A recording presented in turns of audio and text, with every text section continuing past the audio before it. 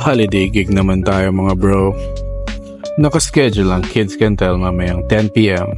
para sa New Year's Eve countdown concert ni Boss Orben Rabino sa Patchoka, Calapan City.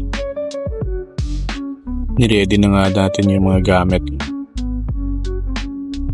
As much as possible, nasa optimal condition lahat ng gamit mo para smooth ang tugtog mo mamayang gabi.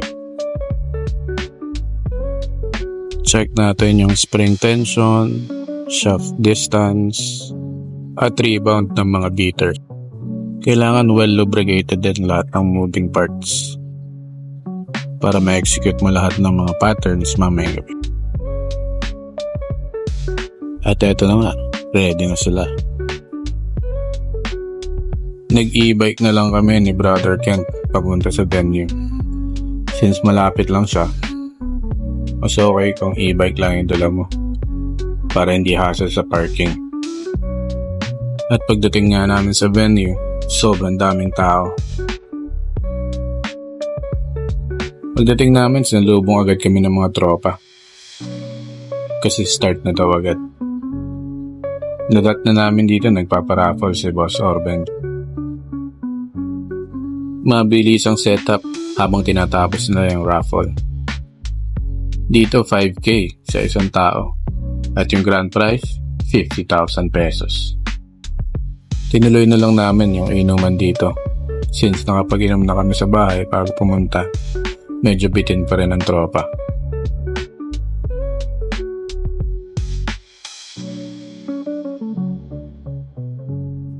Nasa Puerto Galera si Eko. Buti nandito si Brother Makoy para mag-chill in. Sila yung mga winners.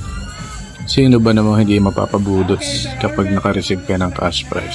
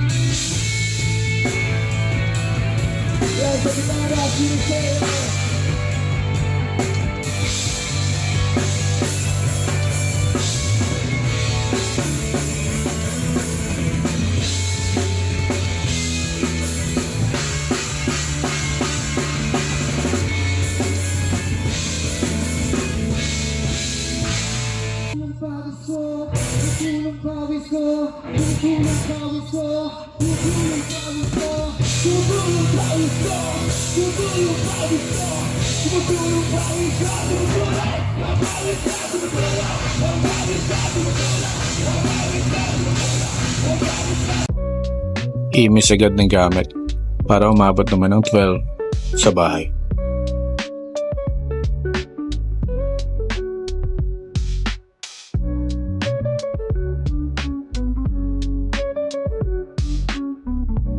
Ayan guys, paalis na kami. Kakatapos lang ng gig namin. Ito naman okay, yung naging resulta ng aming gig. Successful, medyo lasing kami. Nahulasan sa pagtugtog ang likod namin. Uwi na. Balik naman sa mga families. Thanks for watching y'all.